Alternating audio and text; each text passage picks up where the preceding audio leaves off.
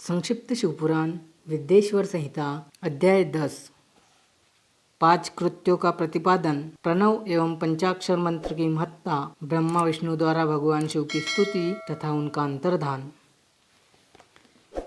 ब्रह्मा और विष्णु ने पूछा, प्रभो, सृष्टि आदि 5 कृत्यों के लक्षण क्या है, यह हम दोनों को बताइए।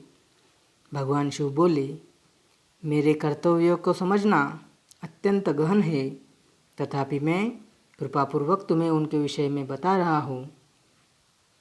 ब्रह्मा और अच्युत सृष्टि, पालन, संहार, तिरोभाव और अनुग्रह, ये 5 ही मेरे जगत संबंधी कार्य है जो नित्य सिद्ध है।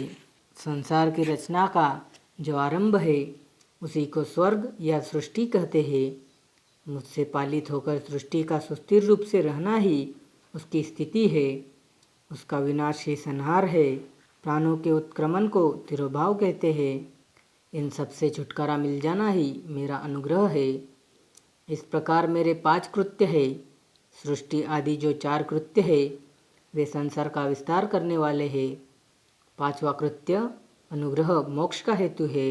वह सदा मुझ में ही अचल भाव से स्थिर रहता है।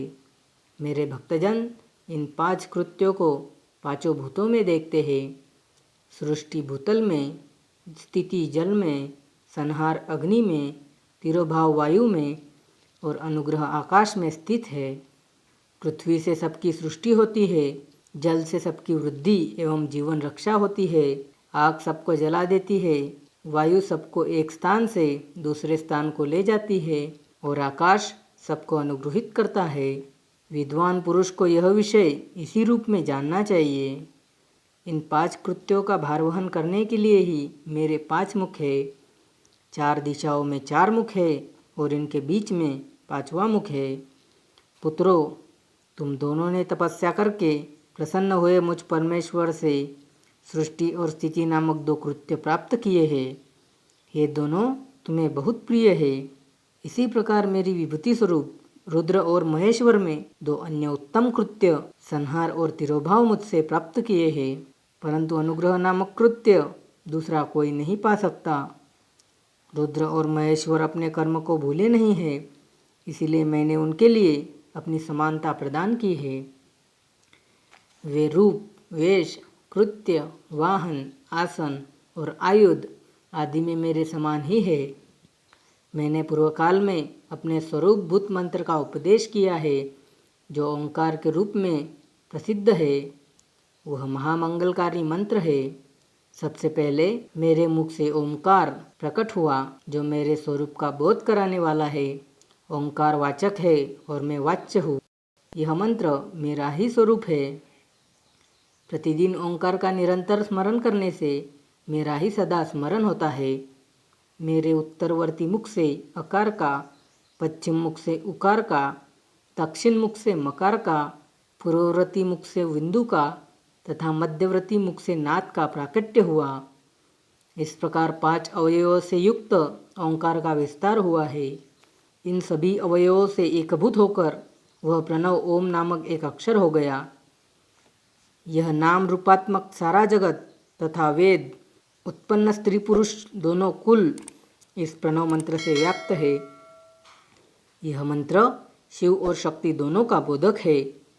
इसी से पंचाक्षर मंत्र की उत्पत्ति हुई है, जो मेरे सकल रूप का बोधक है।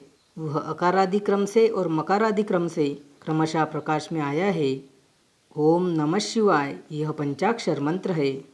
इस पंचाक्षर मंत्र से मातृ का वर्ण प्रकट हुए हैं, जो 5 भेद वाले हैं।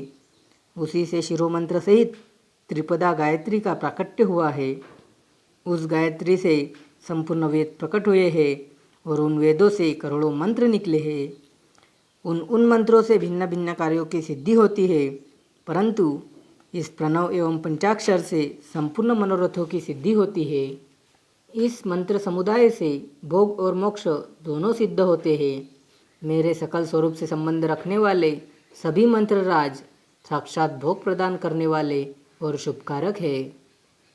नंदिकेश्वर कहते हैं, तदंतर जगदम्बा पार्वती के साथ बैठे हुए गुरु और महादेव जी ने उत्तराभिमुख बैठे हुए ब्रह्मा और विष्णु को पर्दा करने वाले वस्त्र से आच्छादित करके उनके मस्तक पर अपना कर कमल रखकर धीरे धीरे उच्चारण करके उन्हें उत्तम मंत्र का उपदेश किया। मंत्र तंत्र में बताई हुई विधि के पालन पूर्वक 3 बार मंत्र का उच्चारण करके भगवान शिव ने उन दोनों शिष्यों को मंत्र की दीक्षा दी। फिर उन शिष्यों ने गुरु दक्षिणा के रूप में अपने आप को ही समर्पित कर दिया और दोनों हाथ जोड़कर उनके समीप खड़े हो उन देवेश्वर जगत गुरु का स्तवन किया। ब्रह्मा और विष्णु बोले, प्रभु आप निष्कल रूप है, आपको नमस्कार है। आप निष्कल तेज से प्रकाशित होते हैं, आपको नमस्कार है। आप सबके स्वामी हैं, आपको नमस्कार है। आप सर्वात्मा को नमस्कार है, अथवा सकल स्वरूप आप महेश्वर को नमस्कार है। आप प्रणव के वाच्यार्थ है, आपको नमस्कार है। आप प्रणवलिंग वाले हैं, आपको नमस्कार है। सृष्टि, पालन, संहार, तिरोभाव और अनुग्रह करने वाले, आपको नमस्कार है। आपके 5 मुख है, आप परमेश्वर को नमस्कार है। पंचब्रह्म स्वरूप 5 कृत्यों वाले, आपको नमस्कार है। आप सबके आत्मा है, ब्रह्म है। आपके गुण और शक्तियाँ अनंत है, आपको नमस्कार है। आपके सकल और निष्कल 2 रूप है। आप सद्गुरु एवं शंभु है, आपको नमस्कार है। इन पद्यों द्वारा अपने गुरु महेश्वर की स्तुति करके ब्रह्मा और विष्णु ने उनके चरणों में प्रणाम किया। महेश्वर बोले, आर्द्रा नक्षत्र से युक्त चतुर्दशी को प्रणव का जप किया जाए तो वह अक्षय फल देने वाला होता है।